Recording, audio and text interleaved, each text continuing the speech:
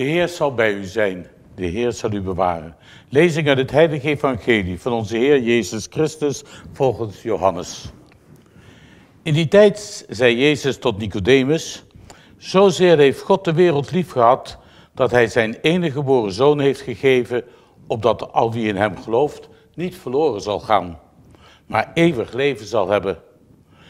God heeft zijn zoon niet naar de wereld gezonden om de wereld te oordelen, maar opdat de wereld door hem zou worden gered. Wie in hem gelooft, wordt ook niet geoordeeld, maar wie niet gelooft, is al veroordeeld, omdat hij niet heeft geloofd in de naam van de enige geboren Zoon van God. Woord van de Heer. Wij danken God. Beste kijkers, in de naam van de Vader, de Zoon en de Heilige Geest. Zo beginnen we meestal al ons bidden. Zo beginnen we ook alle vieringen hier in de kerk. Zo dopen we ook de kinderen in de naam van de Vader, de Zoon en de Heilige Geest. Voor ons is het zo gewoon, maar in het Jodendom en in de islam wordt de christelijke leer van de drie-ene God afgewezen. Nu hoef je geen moslim of Jood te zijn om moeite te hebben met de drie-eenheid van God. Er zijn ook heel veel christenen die moeite hebben met de drie-eenheid. Jezus is wel een wijze rabbi. En Jezus mag ook nog profeet zijn, een goed mens. Ja, tot zover komen de meesten nog wel. Maar Jezus als ware God of als Zoon van God, ja, dat ligt een stuk moeilijker. Toch is dat wat de christelijke orthodoxie zegt.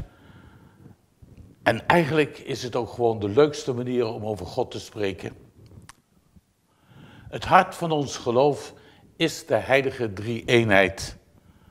Het feit dat God zich verbindt met Jezus en dat God zich ook met ons verbindt door de Heilige Geest. Dat is het meest revolutionaire van het christendom.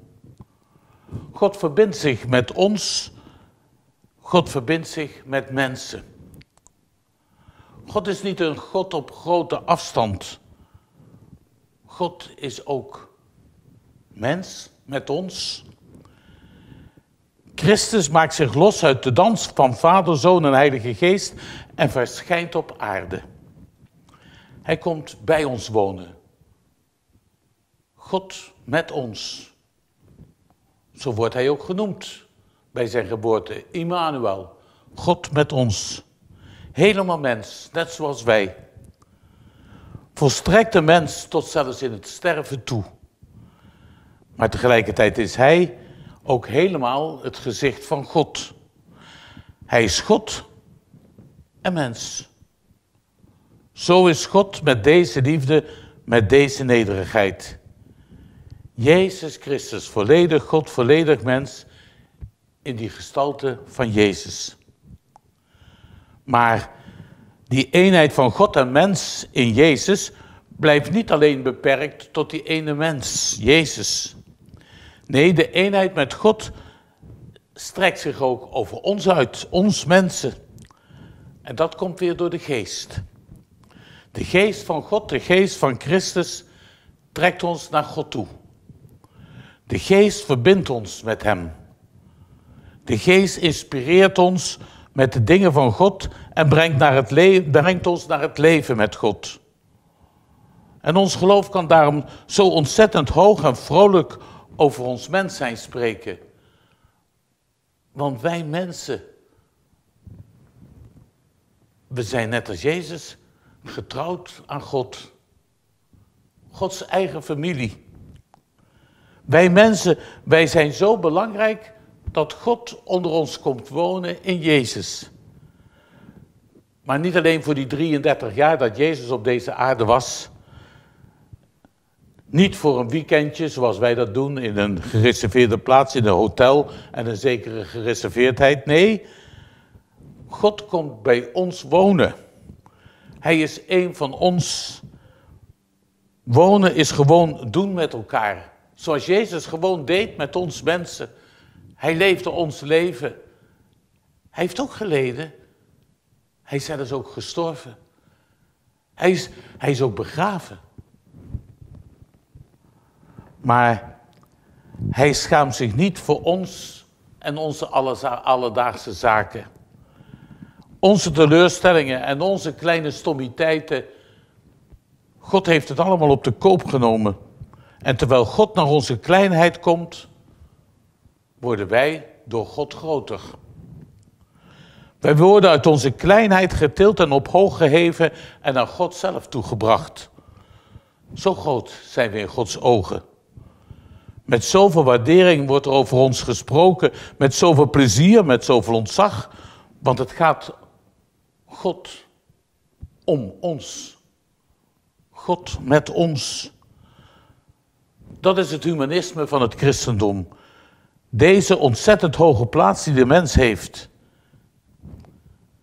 En we zien wat zo'n beweging oplevert. Wat een dynamiek dat aan mensen geeft. Drie-eenheid betekent dat de beweging die in God zelf zit, dat wij daarin worden opgenomen. Dat betekent dat de kracht van God ook aan ons is gegeven door zijn geest. Ik laat jullie niet verweest achter, zei Jezus. Dezelfde geest die ik met mijn Vader deelde, zullen jullie ook met hem delen. Nee, ik ben blij dat we altijd bidden in de naam van de Vader, de Zoon en de Heilige Geest. Dat we zegenen en wijden in die naam. Dat we dopen in die naam. En dat we ook vandaag onze viering beginnen steeds met die naam van God. In de naam van de Vader, de Zoon en de Heilige Geest. En dat we er zelfs mee eindigen. Ga heen in vrede en mogen God u zegenen en met u zijn. U behoeden alle dagen van uw leven in de naam van de Vader, de Zoon en de Heilige Geest. Amen.